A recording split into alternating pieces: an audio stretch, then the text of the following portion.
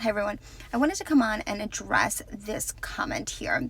So comment is 28 isn't too young for a mammogram. So let's break this down. I have talked on here, and I have a couple of videos about why it is important to get a breast cancer risk assessment starting at the age of 25, at age 30, and then continuing periodically thereafter.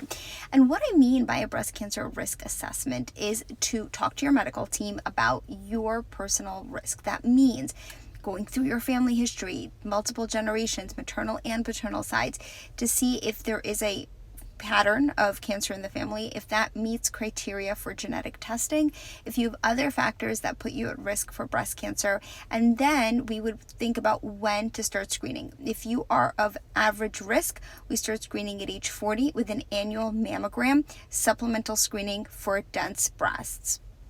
Now that is average risk. If you are higher risk based on, again, that family history, the genetic mutations, other risk factors, we are going to potentially start screening earlier. So let's say you had a first-degree relative who was diagnosed at 45.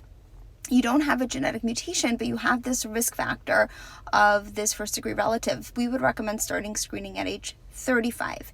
Typically, we don't recommend mammography under the age of 30 for screening because it can be really hard to see anything and a lot of findings can be missed. So if someone is high risk enough to warrant screening before the age of 30, we are doing that with a breast MRI.